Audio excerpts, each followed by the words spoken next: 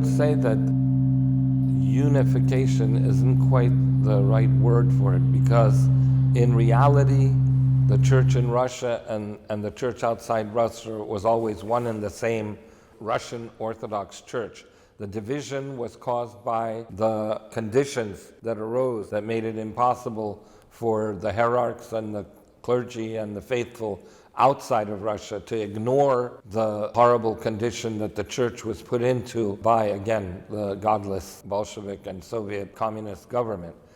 The canonical communion was reestablished because when the church abroad was being formulated way back in the 1920s, the stipulation was not that there should be freedom in Russia, not that there should be no communism, not that there should be a czar, or a czar being something that that generation of people were hoping for. Those were not the conditions. The conditions were that there would be free communication, unfettered communication between the hierarchs of the churches in Russia and outside of Russia.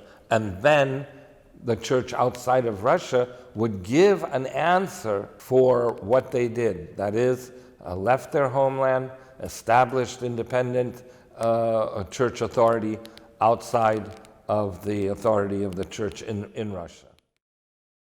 As they say, the ice began to crack in 1988 when the church in Russia was celebrating 1,000 years of Orthodox Christianity. From that point on, the church began to breathe in a more strong way.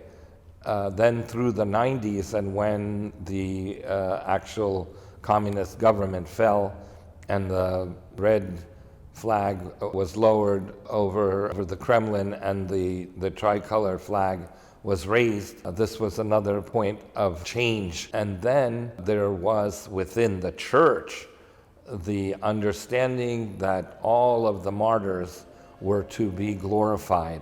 The Russian Orthodox Church had done it in the 80s, before the 1,000 years celebration. In Russia, this took place in the year 2000. The martyrs of the communist yoke were glorified, including and at the head of which was the royal family. One of the people who preached very, very strongly for the glorification of the new martyrs and the royal martyrs in the head, Bishop Nektari of Seattle, and he was the one who was praying very sincerely for this to happen in our church abroad at its time. And by God's grace, when it was the first year to celebrate the new martyrs after the glorification, Bishop Nektari reposed on that very, very day of the holy new martyrs. And he said that if the church abroad would glorify the holy martyrs, that they would in turn bow down before the Lord and plead for freedom and for the life of the church in Russia to blossom. And basically that's what happened. And then, of course, the Moscow Patriarchate glorified the saints in the year 2000. And they also had a statement that was made that included ideas where the church was not to go belly up and compromise with the communist government. So all of these things started to evolve and develop, and based on that. So if you take from 1988 or the 90s, or even from the year 2000 to the year 2007, that's quite a time, you know. I don't think anything was rushed. Things were done, and they were also done in God's time and not our time, because people wanted something to happen faster, or they didn't want it to happen at all, and yet there it was. It developed and evolved on its own. You know.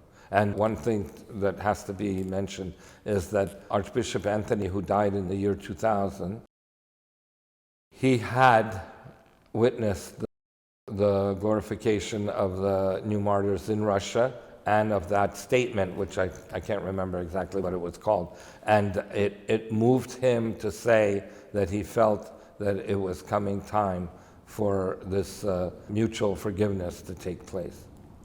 That was a really in-depth answer, and it seems like you've put in a lot of thought into that. There are some people out there in social media that are saying various things. There was an interview from Father Stephen Allen. First, I'll play the video, and then you could have a chance to respond to that. This is a clip, talks about specifically about Father Stefan. A little history on Father Stephen Allen. He was born into a Roman Catholic family in South Louisiana and received his education in the Roman Catholic schools, including 4 years in a college seminary operated by Benedictine monks. Reading the Holy Fathers and studying the history of the church in seminary convinced him that the Orthodox Church is the real church, and he converted to Orthodoxy in his mid-20s. In 1985, he was ordained a priest in ROCOR by the late Bishop Gregory Grabe. Then in 2001, Father Stephen decided to join the Church of Genuine Orthodox Christians of Greece and served the Greek Orthodox community ever since then. Currently, he's the rector of St. Irene Church in Rochester Hills, Michigan. Father Stefan Pavlenko was the most visible, influential archpriest who was totally against the Moscow Patriarchate. Mm-hmm. And he ended up giving in. We don't know why. We don't know. As we know, you and I know, the KGB, FSB has their means, right? They either compromise or bribery or there are many ways, to take a man and change his brain, mm-hmm. And they started sponsoring all expense paid trips to Russia. And of course, Vladika Vitali was very against this. Okay, so that was a clip from Instagram. It's interesting hearing what you just said and now hearing what this priest is saying. His statement seems to me like it's loaded with accusations. He's alluding to certain things like compromising, somehow changing your mind, bribery. I'm not sure if this priest had ever even reached out to you to speak with you personally about this before going out into social media and saying something like this. So yeah, it is pretty loaded, and I just wanted to give you the time and space on social media to respond to this priest. Well, I would say that if anything, I was cautious about making a decision, and I didn't make the decision lightly. The foundation of my resolve about accepting this choice that the church was making, church and council was making, was based on my knowledge. And my knowledge was that there were things that happened throughout the history of the Soviet era and the church in that Soviet era that had to be weighed to make a decision of separating oneself from the historical Church of Russia or accepting that there were pressures on various people as high as clergy and patriarchs, and yet there were the martyrs' witnesses who were both in so-called catacomb church and the church, the active church that was being held under duress. So the clergy, and I met clergy and was very close to clergy, some of whom considered that the church in the Soviet Union under the Patriarchate was graceless. And then there were those who said, no, it was a suffering church, and there were people individually who may have compromised the fullness of truth, but not the church itself.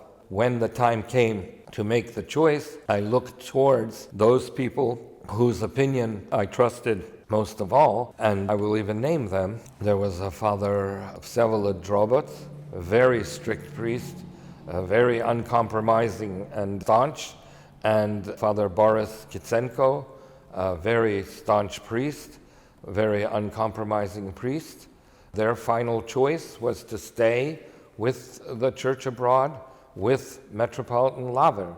And of course, and very strongly, his take on the situation and his guidance was what made, I believe, those who felt that this was the time to be done, they followed his stead. By then, Metropolitan Vitali had been totally compromised, if we speak of compromise, by people who, like jackals, surrounded him and actually didn't allow him to see the fullness of the things that were happening in Russia and so forth. One completely open example was that there was a false accusation that Metropolitan Vitaly was being kept against his will in his synod apartments. And the police arrived there and they said, where is this Vitaly Ustinov? We want to see him. And the police were immediately brought to the very door of the room where Metropolitan was, and he himself personally answered the door, and the police asked him, "Who are you?" He said, he identified himself, and they asked him, "Are you being held here under duress?" And he said, "No, I'm here on my own free will." And they said, "Then you can leave if you wish." And he said, "Yes, if I wish, I can leave." And this is a witness by the police that visited the Synod building. Now, the other side of the story was when Metropolitan Vitaly was in the Holy Transfiguration Monastery in Canada, and the doors of the church were locked during the time of the church service. And when the Canadian, I'm not sure if the Royal Mounties were there, but the Canadian police came, and they were told that they couldn't see the Metropolitan, and the police actually forced their way into church and into the altar. The big confusion was that one of the police personnel was a woman, and she came into the altar, and then it was a big hoopla. Well, the police came in and entered the altar. Well, it was because they didn't allow them to freely see him. And anybody who knows any kind of police action is the police react to what they are greeted with. And they were greeted with, "You can't see him now." And that was a big no-no. One of the accusations against Vladika Lavr was that Nikita Orlov, who later became a Vigant Episcopus, he claimed that Vladika Lavr shouted at Metropolitan Vitaly at the meetings that took place in Synod. He was supposedly sneaking around outside one of the meetings of the Synod, and he heard Vladika Lavr speaking loudly, and he went far and wide saying, "They're shouting at him, they're shouting at him." Well, in the end, it turned out that Nikita Orlov, then already a priest or something, he had to raise his voice for Vladika Mitropolit Vitaly to hear, because his hearing was getting weak. So he shouted at the Metropolitan also. So those kind of things are the things that were happening. Plus, Metropolitan Vitaly was extracted from the Synod building by Father Vladimir Shishkov. The Bishop Valentin from Russia was a witness in a car outside of the Synod when this was being done. Those are the kind of things that make you think about who is it and why are they doing these things. One of the questions was, what was the condition, the mental condition of Metropolitan Vitaly? It was agreed that he would be taken to go through a series of medical examinations and psychological tests to verify his cognate condition. And Metropolitan Vitaly was ready to go.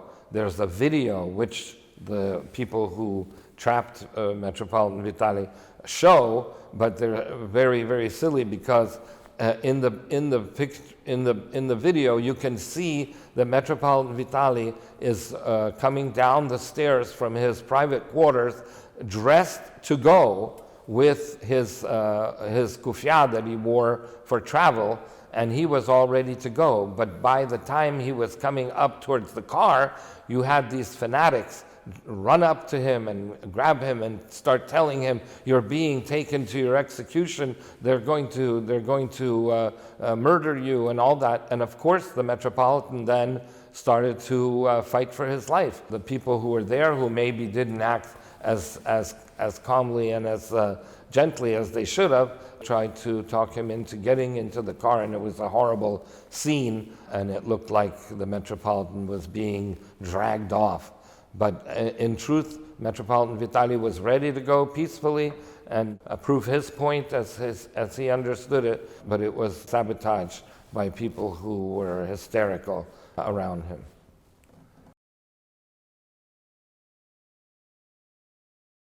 Wow. It seems like there has been a lot going on in terms of the church internally. Is it true that Metropolitan Vitali was pretty ill towards the latter years? Yeah, he was getting confused, you know. I don't want to say he was as bad as Biden was, but maybe I shouldn't have interjected that. But anyway, the thing is this, that I was assigned by Metropolitan Vitali as a priest, together with Father George Larin, who had been the secretary of the synod for many years. With him together, we went under the Amaphorian, under the blessing, to go to Europe and speak to the various parishes about the fact that it was time now to gather information and find and do studies as to have a unification. This was under the blessing. When we came, Father George and I came up to Metropolitan Vitali before we left for the airport for the trip to France. He blessed us and said, "Tell them that I send you. Tell them that I send you." And yet there were people, especially in the Brussels church, that locked their gates and locked the doors, and the priest disappeared somewhere, and we were not able to serve a liturgy on Sunday morning, which was the first time in my life that I came to a church to celebrate the Holy Eucharist and found a lock on the door. And of course there were people who were involved with that, and then there were people who were very, very, very sorry and shocked that it had happened, and we had to make a decision of whether we were going to get locksmiths to break the door open, the gate, or we would sort of back off. And we decided that we weren't going to be the aggressors, and we went to the local other parish that's in Brussels, and we celebrated Divine Liturgy with tears that day. It was the most horrendous experience to be locked out of a church when you're sent by the blessing of the ruling hierarch, Metropolitan Vitali. We had a paper that said, Patriarch George Larin, Patriarch Stefan Pavlenko are assigned to go to the parishes. And we came and had a locked door, locked gate. Those were things that influenced me to make my decision. 2006, we went to Russia with Metropolitan Larin and a group of clergy, also including Father George Larin. I was not an official member of the commission. Father Alexander Lebedev, Father George Larin, some other clergy were assigned. I was what they were calling tag-along priests, were pilgrims on this path with Metropolitan Larin. And then we flew in Moscow. After we got off the airplane, we came to a room and we were greeted by bishops and clergy of the Moscow Patriarchate. This was the first official greeting of clergy from both sides to be together to acquaint each other with our side, so to say. And I'll tell you something, we sat at the table, Vladika Laver, Father George Larin, and myself, and on the other side other clergy, and then across from us were bishops and clergy of the Moscow Patriarchate. And one of the things was that we kept saying, well, if Metropolitan Kirill is there, this is going to be very bad news, and so on. And I'm saying this directly because it's the truth and it's what happened. And we came into the room, and lo and behold, along with the vicar bishop of the Patriarch for Moscow, here is Metropolitan Kirill sitting there right across from us. I don't know about other people, but I kind of had a little bit of a shock. There he is, you know. And guess what? Father George Larin turned to Vladika Laver and he says, Vladika, may I ask any question? And Vladika Laver said, we are here to ask each other and give answers to each other.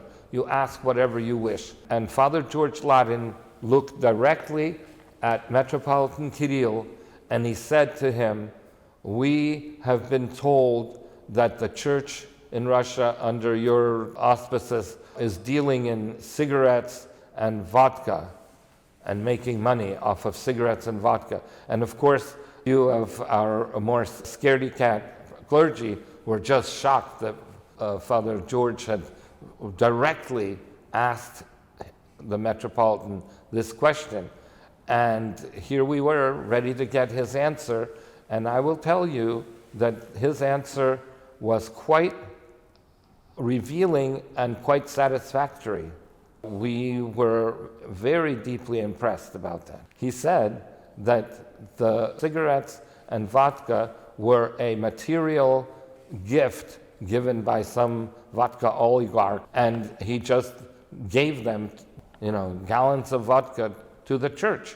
And Vladika Metropolitan Kirill quite directly said, would you have rather that we poured all that vodka in the sewer, or if it was just sold on the market and the money came to the church, considering that vodka is very pourable in Russia, Somebody would consider that not satisfactory. Somebody would have said, yes, we should have poured it all down the sewer, But, practicality and reality. The point was that later in discussions, it was the first time that some of the people on the other side, the Moscow Patriarch side, this is already in other meetings, in other places.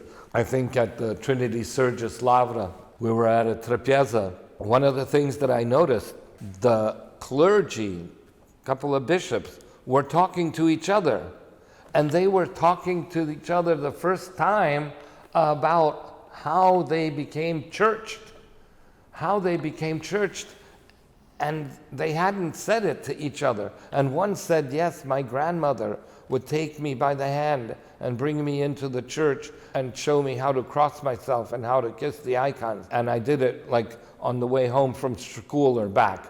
And this was how he was beginning to be churched. And the other one would say, my father always said to me, whatever you do, don't forget that you're an Orthodox Christian and that you have to go and pray and so on. And they're telling this to each other, They're not trying to talk us into it, but they're saying, oh, да, это, я в церковь вился, мой папа мне рассказывал, So this is something that touched the heart deeply. And it was a more detailed things. It wasn't that we were being fed impressive stories. We were witnesses to the raw truth of what it was really like to be under Soviet anti-church regime.